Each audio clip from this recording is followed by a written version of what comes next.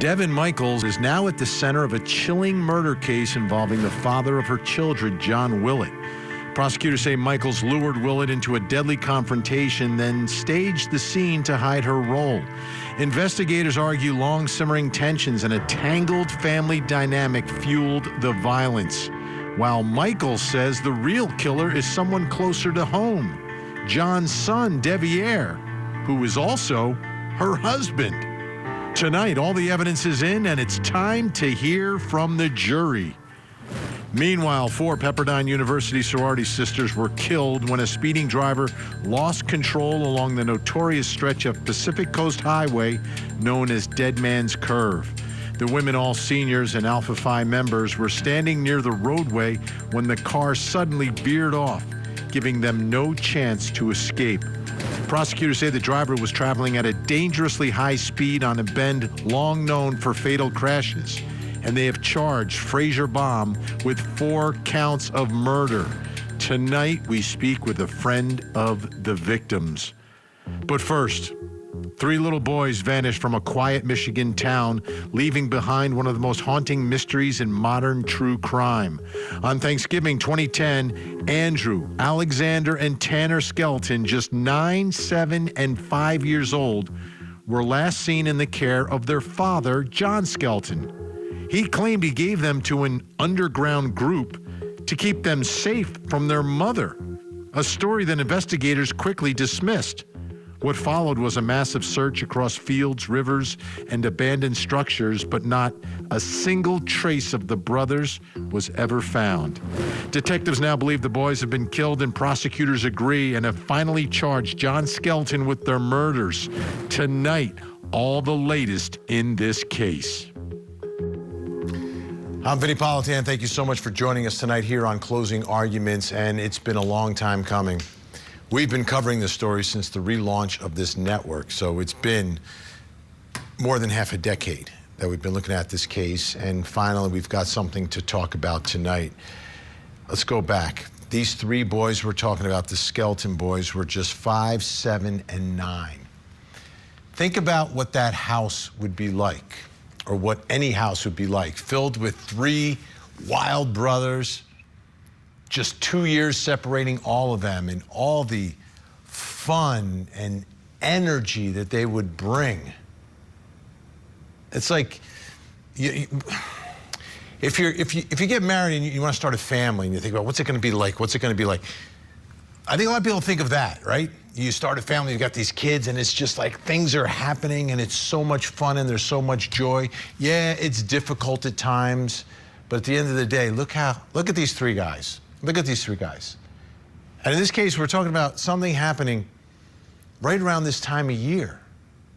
Thanksgiving, just before Christmas, that they went missing. Now, a big piece of evidence, I believe, in this case is the state of the house, their father's house.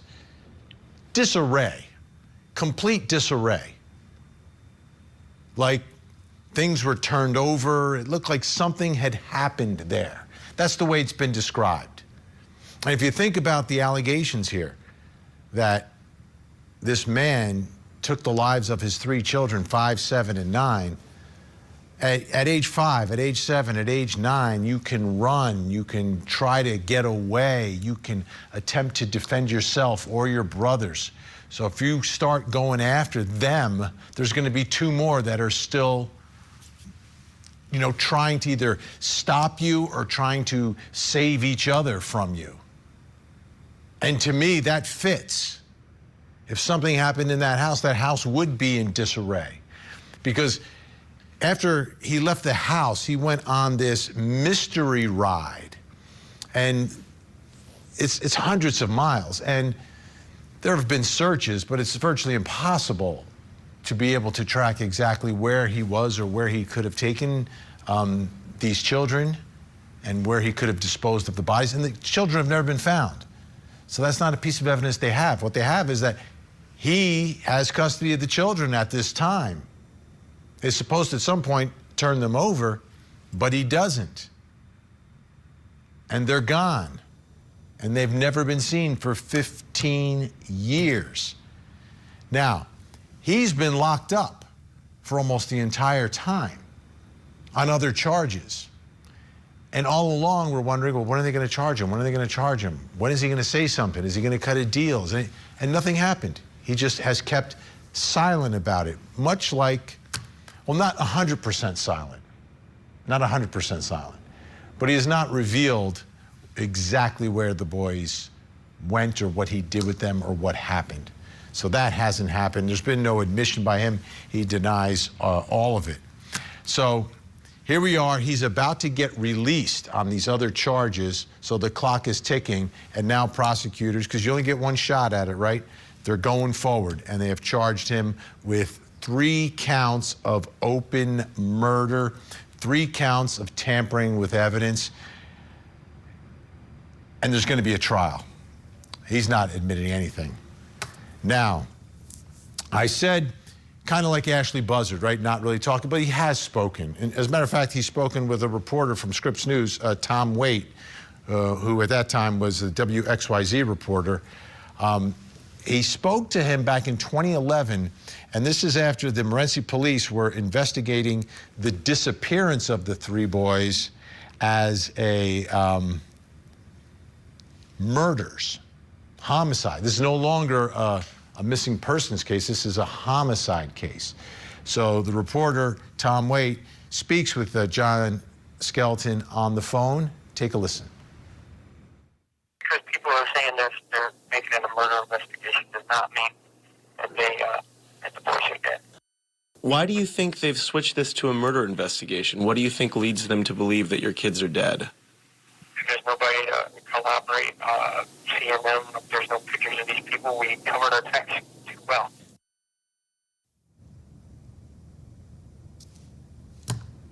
It seems pretty calm, right? There have been times where he's been calm. There's times where he's been arrogant through the years about all of this. It's really strange. It's really, really strange, his attitude all along in this case. So let's do this. Let's bring in our think tank and start talking about this case and these new allegations. Joining us, criminal defense attorney Josh Colesrud, along with former law enforcement officer and the host of the Strong Enough podcast, Claudia King. Thank you both. Okay, missing persons case to a murder investigation early on. This goes back to 2011. And now here we are, Josh Colesrud. It's taken 15 years. I don't know if they have more evidence, but to me, it's more a matter of the clock is ticking and this guy who's been locked up on other charges is about to get out, and everybody kind of believes that he is responsible for all this. Yeah, you know, sometimes, and when I was a prosecutor, this happened too, that, you know, you have to file charges and throw a Hail Mary because the victims deserve it. Because you have to ask yourselves, you know, why didn't these charges come earlier? You didn't need to wait 15 years to have a judge declare that the boys were dead. Also, Vinny, I'm going to tell you straight, I don't like the open murder charge. You know, it tells me that the prosecution isn't confident in the intent of the case. You know, if they thought it was premeditated, they would have charged the defendant with first-degree murder. If it was heat of passion, they would have charged him with second-degree murder.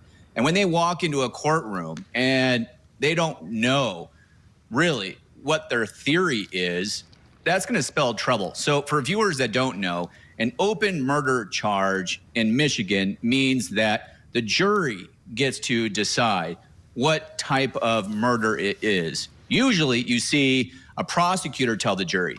So it's the exact opposite. And I don't like that with cold cases. Yeah, Claudia, the problem here has been they haven't found the boys. They haven't found the type of evidence that you would want to have, but the circumstances surrounding all this kind of point in one direction. Exactly, and I think that's where common sense leads us.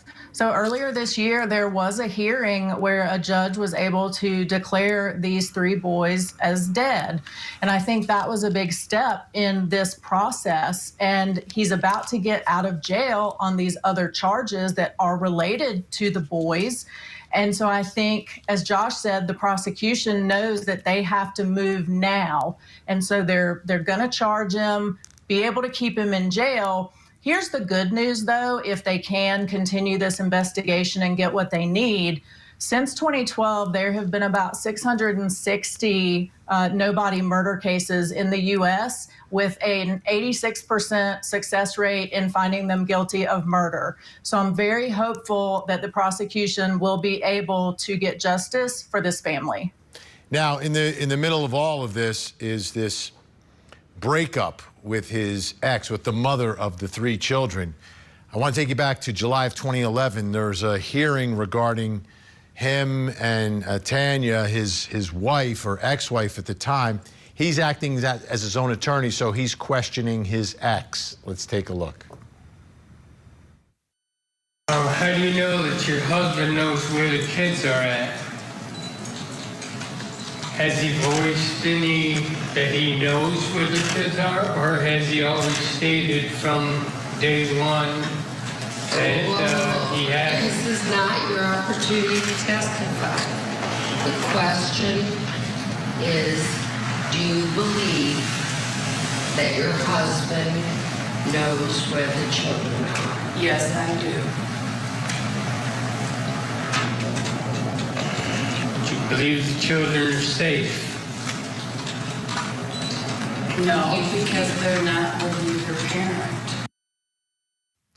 All right, joining us now is entertainment host Holland Reed. Holland, great to see you. I always find it awkward when someone uses themselves in the third person. I mean, that's what we just saw there. He's talking about, he's cross-examining his ex, and he's referring to himself as your husband. Kind of strange. This is a strange guy.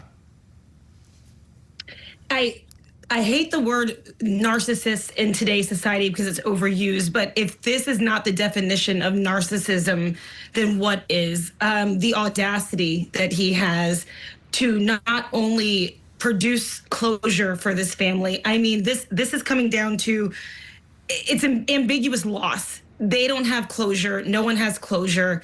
And he has the audacity to cross-examine.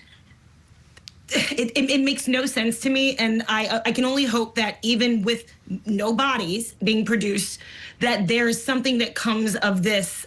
Even this is community anguish at this point. It's been 15 years, and people want closure, and they want to find out or figure out what happened to these boys, and the audacity is what takes me out more than anything. So let's take a look at this from the Detroit Free Press. Skelton has offered conflicting accounts, claiming he gave his sons to an underground group to protect them from alleged abuse by their mother. Now, the mother does have a conviction and had an issue involving, I believe, an underage young boy. So I think that's where that comes from. I think that's where he has brought that up in the past. Here's another one of his claims, that he'd given them to a woman named Joanne Taylor, and separately that he'd sent them to live with an Amish family. None of those stories were ever substantiated. Josh Colesrud, do you think at the trial we're going to hear about alleged abuse by the mother, or Joanne Taylor, or the Amish? I think all of the above, and I also don't think that this is a case where we don't know who did it. I mean, I think we all can say that we know the father murdered his sons. The question is, can the prosecution prove it? And that's an entirely different question. And yes, he will bring up that the mother has a sexual child molestation charge and conviction in 1998, and that he was protecting his children. But there's so many unanswered questions that he doesn't have a valid answer for. He was with his children the night that they disappeared. He had the sole possession of them. In fact, he went to prison for not returning his children. And the prosecution is going to be able to bring in all of the facts of the unlawful imprisonment conviction. And if he takes the witness stand, they're going to be able to bring up, through Rule 609, the prior itself. So, it's the one thing that I was thinking about, Vinny, is this. Because the unlawful imprisonment is really part of the murder, right? It's part of the entire context, it's res geste and all that. If he gets convicted, does the judge have to give him concurrent terms with the unlawful imprisonment because it's part of the same time frame? I don't know about that, but I think that the judge might have to do that. Give him credit for the 15 years. Yes. Yep. Okay. Let me ask you, Claudia. These excuses, these stories that he has, Joanne Taylor, the Amish, got to protect her, I'm doing all this. He's actually said that, like he's told people these stories. And from the way he just kind of, the way he is, what Holland was talking about, the way he is, I could see him talking about this again and believing he can convince people that there's an Amish family that is raising them, and maybe the Amish family couldn't contact anyone and the kids never saw that they were missing on the internet because they're with an Amish family and they don't use any of that stuff. I agree with you, and where I see the stumbling block at this point is that all these boys, if they were alive, would be adults now. So I guess technically if they were raised Amish and decided to stay Amish, they still wouldn't know that they were missing. But any other case, they're adults, they would see this, they would see that their amazing, loving father was being charged with murder, and how could that be because they're alive? And so they would definitely rush forward and say, no, here we are. And since that has not happened, I think, again, what Josh said, we all know what happened. We know who did it. But yeah, he's definitely going to bring up all these excuses, if for no other reason than he wants to hear himself talk. And we've seen that time and time again with defendants just like him. All right. Think Tank staying with us. When we come back, we're going to talk about this case out of California. 4 sorority sisters all killed at once, run over by this car that is going at an extraordinary speed around Dead Man's Curve out in California. We'll talk about that, plus coming up next hour. Tonight on Betty Politan Investigates, a morning routine turned into a nightmare in Whitestown, Indiana. Maria Perez de Velasquez, a house cleaner, was shot at the wrong home while her husband watched in horror. Did the homeowner act in self-defense, or should charges be filed for this tragic mistake? Tonight, we investigate. Mama tried. Now my daddy's crying because I'm in here.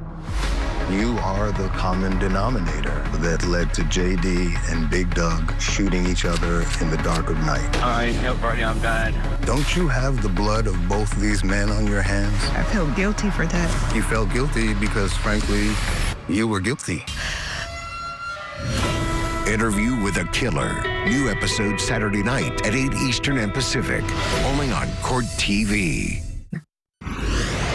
We're talking about the actual speed limit was 43% of the speed that he reached. He was exceeding the speed limit by 231%. And as the court noted there, this isn't just about the speed. It's about his knowledge and about where he is engaging in this excessive speed. And he said he knows PCH like the back of his hand. And he knows it like the back of his hand. He knows that people are putting out their trash cans. He knows that people are parallel parking. He knows that people cross on the crosswalk that is demonstrated in the exhibits that the defendant passed as part of his path towards where the collision took place. He knows this, and yet, with that knowledge, with the knowledge that he is already losing control of his vehicle due to the speed, he continues to press down that accelerator for another 4 seconds. That's the prosecutor mentioning PCH, Pacific Coast Highway, out in LA, out on the West Coast, California. This is the infamous, part of the infamous road that Jan and Dean sang about years ago, Dead Man's Curve, a very dangerous road, and it's 45 miles an hour. I think even at 45, it's kind of quick to be going down there, but that's the speed limit. The allegation is that the driver in this case is going 104 miles an hour around that curve, loses control, barrels into cars, and there's 4 sorority sisters.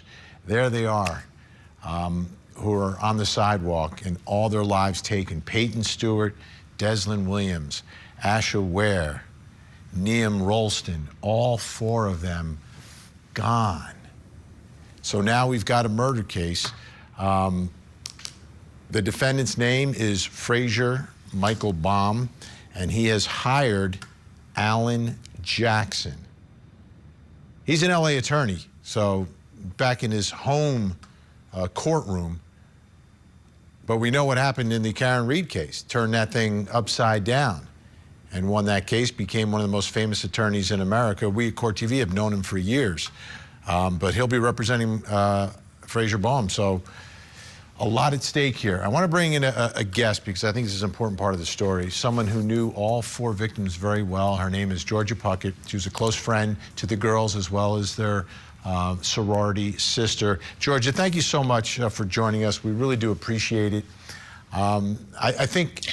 Of course, Vinny. Yeah, I think as this case and story and trial progresses, it's important to learn about the victims, because sometimes they get lost in everything in these trials. So thank you so much. I want to go back in time to the moment that you, your friends, your sorority sisters first heard and learned about what happened. And could you explain what that moment was like and the reaction of all your friends? Yeah, I mean, honestly, first of all, thank you, Vinny, for having me be able to speak about my girls tonight. I think that it's very important to be able to have their voices and their stories continuously being told. And that night is a night that I will never forget. It was absolutely awful. And it's something that I don't believe anyone should have to live through. 2 years ago, I had just gotten back from fall break, and me and Asha actually flew into LAX that afternoon together and drove back to Pepperdine together. So I was with these girls earlier in the day. We were all planning to go to our friend's house later that night. And when I was at cheer practice with Bridget Thompson, who was 3 of the girls' roommate, we were driving over to our friend's house and started receiving text messages after phone calls from all of our other friends saying that our girls were on Find My iPhone outside of our house or outside of our friend's house, but they were nowhere to be found. And now there's all of these cars piling up, and there's all of these police cars, you know, coming down the road and sirens blaring. And it looked like there had been an accident right down the road from where their location had said that they were. And as Bridget and I are driving on PCH to get to our friend's house, we were about 10 minutes away from the girls and from the accident. And so by the time we came up on the stoplight, the police had already barricaded the road. We had gotten out of the car and had just started begging and pleading with the cops to let us through, that it was our friend's house, that we had thought that our friends were involved in this accident and that they weren't responding to us. And that's honestly when we had a feeling that they were involved in this. What were the plans for that night? Was it just a get-together at a house? Yeah, it was just a get-together at a house. It was the night back from fall break, and so none of us had really seen each other for, a week. And I remember earlier in the day, flying into LAX with Asha, we were planning to go together later on campus. I saw Neve and Peyton, and we were with our other friends, and we were all planning to, drive to the event together before I remembered I had a cheer event to attend with Bridget. So we, had a carpool differently. And honestly, it was a very rare situation that we weren't attending an event all at the same time, all in the same car. As the case moves along, eventually there will be a trial. Are you going, and your sisters, are you planning to go to the trial? a lot of our girls who are still in LA have been actively involved in attending the trial and all of the preliminary hearings. And they are very great with letting all of us know who aren't in LA anymore about what's going on and about, you know, the next trial dates and everything. So I am not able to be physically there. I am not in LA at the moment. I moved away for grad school, and so I physically won't be able to attend the trial, but me, along with all of our other friends who have moved away, we all keep up with it virtually, online, on our text threads, and we're actively just always refreshing the news, always watching, you know, the live updates and getting all the live updates from all of our girls and all of like their family members who are keeping up with the case. Yeah. Georgia, thanks so much. We appreciate you joining us tonight and sharing that with us, and we'll keep in contact with you. So, again, thank you. We appreciate it. Vinny, thank you so much for having me. All right. Let's bring back in our think tank. Still with us, Josh Colesrud, Claudia King, Holland Reed. Holland, you know, this is mass carnage on the streets, right? It's not purposeful behavior. Obviously, no one was planning this, but we're talking about 104 miles per hour down the Pacific Coast Highway. That is beyond, to me, beyond outrageous. Generally, I'm not big on, you know, criminal charges in cases that are not, you know, purposeful conduct. Like it wasn't intentional. He didn't intend to do it. But he intended to go 104 miles an hour down this road. And to me, it's inexcusable and criminal. Vinny, it is. And I'm going to have to make a confession right now because my heart is racing listening to that young woman speak about her friends, and God bless the families and those young lives that were lost. I have been on both sides of this coin with that highway, that stretch. I lived in Los Angeles. I have been top down. I've been in the fast cars, the privilege, the excitement. I have been, I wouldn't say 100 and some miles per hour, but it is absolutely beautiful and it's exhilarating. There's a sense of privilege and excitement that comes along with this. And I'm listening to them and I'm going, well, I was in my 20s at the time. But on the flip side of that coin, I'm also a mother of a 24-year-old that sent my kid to college. And the last thing that I want is my child standing on the side of the road, going out or having a fun event, and then their life is taken because of sheer irresponsibility. And my brain is kind of doing, you know, gymnastics right now because I do remember those days of being young and excited on Pacific Coast Highway in California. And I also now know what that means to be on the other side of responsibility. I don't know about the criminal charges. I don't, as far as what's, you know, if it's an overstep or a murder, but there was definitely, this is an area, and sorry if I'm talking too much, this is an area where the culture, it is a little bit of privilege. It is a little bit of excitement.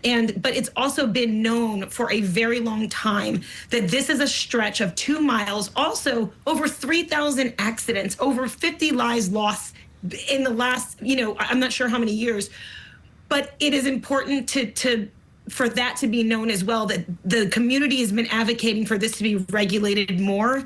And this right here, it breaks my heart as a mother, and then also as a older former 20-year-old that did not know what I was doing at the time. And so I'm just praying for the families. Claudia, we've been covering some stories out of Florida where we've watched super speeders under the new super speeder law in Florida. No accidents, just going in an excess of speed, kids getting locked up. I mean, there's a reason for that. It's deterrence, and it's so dangerous. Triple digits, and you're like 17, 18, 19, 20 years old? Come on.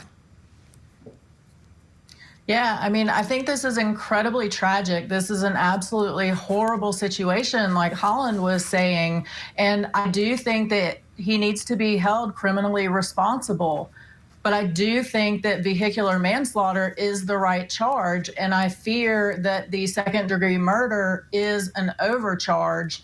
My fear is that we saw Alan Jackson before in Massachusetts, and a lot of people thought that second-degree murder was also an overcharge, and we saw what he was able to do there. So that's my fear, is that he's going to be able to somehow twist his way out of this and get his client away without any justice at all. So I would love to see just the vehicular manslaughter stick, because he needs to pay. He needs that deterrent. 4 lives were lost, and it's incredibly tragic. Josh Colesrud, what I wanted to ask you, dead man's curve, is that a fact that helps the prosecution or the defense here? Oh, it kills the prosecution, and I'll tell you why. I mean, that's what the locals have dubbed that street, a street where 54 people have died, 3,000 accidents, 94 other serious injuries, all before the defendant in this case put a tire to the road. And, you know, I'll tell you, when a prosecution listens to his emotions, you know, when I say by that, what I mean by that is when you hear what Holland had to say, you know, Holland's gift is bringing the human element to this show. And I feel like that's what prosecutors were feeling when they decided to go with the murder charges. And, you know, I had the same fear as Claudia, that when you overcharge a case like this, it's going to be an opportunity for the defense attorney, and in this case, a very good defense attorney, to jump all over that and really sell to the jury that this is not a murder case. This is exactly the reason why manslaughter was created. When we come back, the love triangle beheading case, closing arguments, the jury must make a decision. That's next.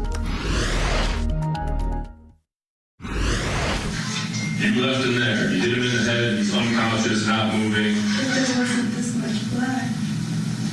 Where I left, he wasn't bleeding like that. No, this is because it emptied out after you cut his head off. I didn't cut his head off. Oh, you didn't. No, I didn't. And you didn't.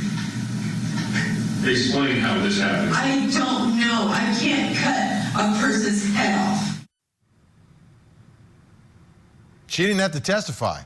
Jury saw all this. There she is saying, I didn't cut his head off. I didn't cut his head off. Did you buy it? Did you buy that moment? What happened here? You know, her story was all about a bludgeoning, but then there's a bullet casing found at the scene. The head is missing. She said she didn't take the head off. It wasn't so bloody when she left. Is she telling the truth? Jury's going to have to figure that out. They've got the case. They've had the case for over an hour and a half now. The jury's deliberating as we speak.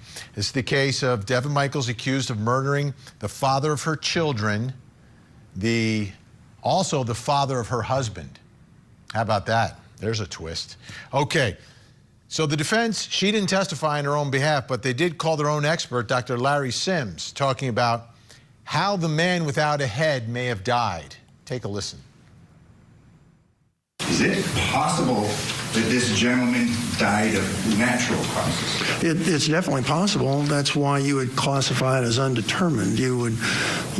Before you come to a conclusion, especially one of homicide, which is going to have significant effects, you want to base it on provability. You want to be able to prove it. And in this particular situation, he actually had, in the body that was examined, he actually had causes of death that could cause his death. And the fact that the head is gone precludes you from making a scientific determination. And again, we have discussed somewhat in this jury's heard for a week and a half, perhaps substantial, suspicious circumstances. But from merely the science, he could have died. Correct. Natural death. Correct. As a forensic pathologist, that's the role that we're talking about. That's the role I played. You have to base your conclusions on objective evidence, not just suspicion. Finally, in reference to the decapitation, you obviously reviewed the photos, you reviewed the examination of the body. It was clear that this body was decapitated. Correct. Any opinion as, was it post-mortem Does he indicate that this happened after death? Definitely. It was examined by an anthropologist or an anthropology team, I guess it was, and they concluded that it was a postmortem decapitation, which I don't disagree with. What is going on here? Someone explain this to me, please. I'll let you guys debate this one. Do you think that she decapitated him, or was she legitimately surprised? And is it possible that he just died of natural causes and then someone took his head? Who wants to start? No, this is all ridiculous, Vinny. I hope the defendant kept her receipts, because I am not buying any of what she is trying to sell us. And I can't believe that forensic expert got on the stand with a straight face to tell us that we can't possibly figure out cause of death because his head is gone. Well, his head is gone. So that's a problem for me. And I'm pretty sure she did it. She knows where the head is. Guilty, guilty, guilty. Well, I got to jump in here, and I certainly respect what my learned colleague Claudia says always. However, in this court, the jury is trying to piece together whether or not the prosecution's story can hold its own weight. And when their star witness, the victim's son, gets up on the witness stand to defend his lover and wife, or whatever you want to call her, he just completely melted down with inconsistencies and really fed into this idea that he had just as much of a motive to patricide, to kill his father, as the defendant did in this case, if not more.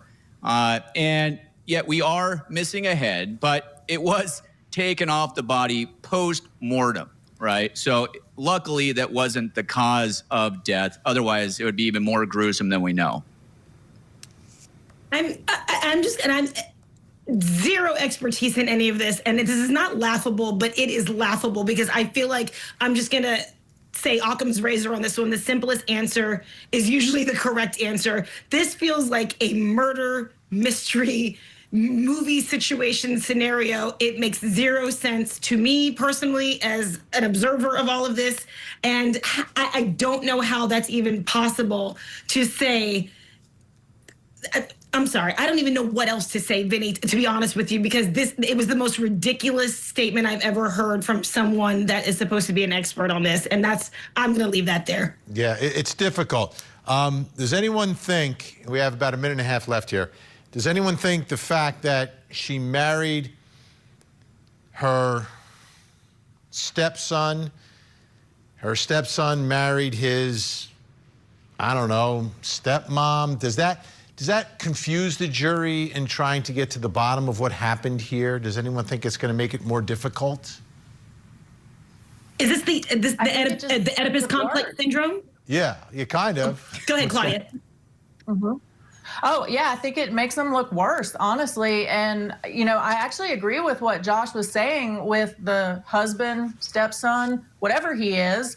I think they actually did it together. So, maybe the jury will have trouble with that and they'll have a hung jury with her. But I think they both did it. And it reminds me of that song, I'm My Own Grandpa. That would be perfect for this situation. All right. We are out of time for tonight, but a big thank you. Josh Colesrue, Claudia King, Holland Reed, great to see you. All right, folks, before we take a break, a quick programming note. A brutal beheading and a twisted love triangle. Two rival theories emerge in week one of the Devin Michaels trial. Was it a jealous ex or a vengeful son? Watch the latest episode of On the Record with Cody Thomas. Deception, Desire, and Decapitation. It's all available right now at CourtTV.com. CourtTV.com under the Shows tab or on Court TV's YouTube channel. And that jury's deliberating right now. When we return, something else you need to know tonight, plus coming up next hour. Tonight on Vinnie Politan Investigates, she arrived with her husband, keys in hand, ready to work. But a single shot changed everything. Maria Perez de Velasquez is dead, and investigators are now weighing Indiana's Castle Doctrine laws. Can a fatal error like this ever be justified? Tonight, we investigate. Join Court TV's Vinnie Politan with the latest and breaking true crime stories. Now, let's look at the other side of all of that. Vinnie Politan Investigates. Tonight, 9/8 Central, only on Court TV. Sunday nights on Court TV. Join us for a night of food, friends, and our favorite legal dramas. It's Order in the Court. And this week, we're binge watching Bull. Sundays on Court TV.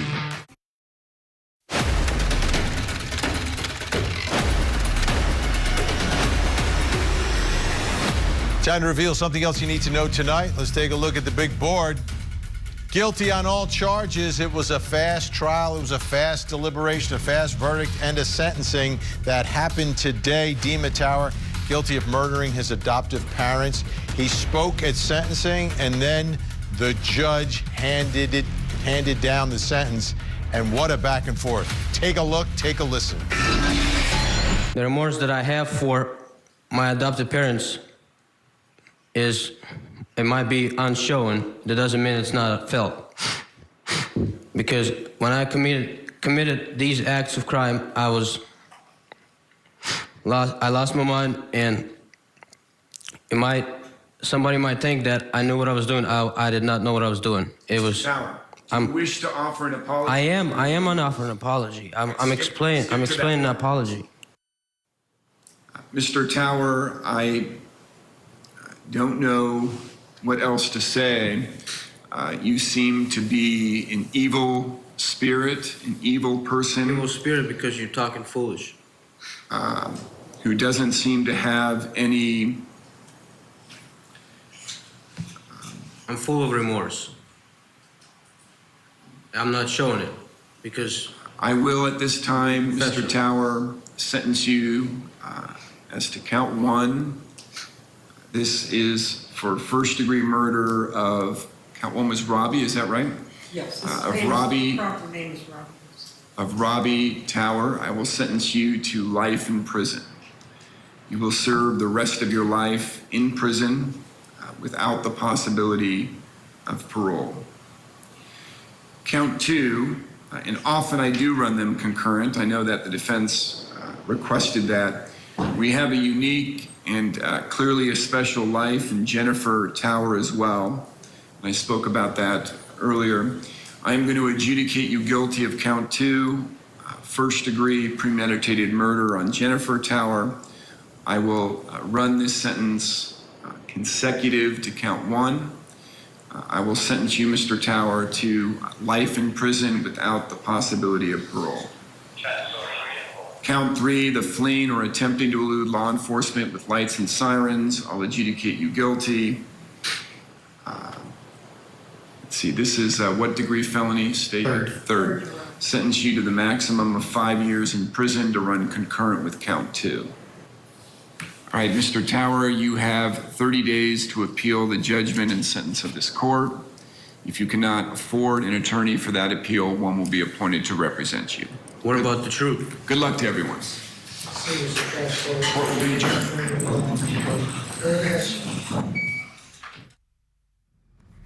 Life without parole. He never had a life, but he took 2 very special lives, and that is the tragedy of this case. All right, folks, take a look at your screens. We have a missing child who needs your help tonight. This is Micaiah Neal. Micaiah, 16 years old, missing out of O'Fallon, Illinois since the 12th of November, earlier this week. If you see Micaiah, pick up the phone, make a call, make a difference. You can call 911, 1-800-THE-LOST, or you can call the O'Fallon Police Department in Illinois. That phone number's on your screen right now. Take a look at the picture. Let's see if we can get Micaiah to a safe place tonight. Don't go anywhere. We have another hour of live true crime. Vinnie Politan Investigates is next. In the meantime, please don't forget to hug the kids.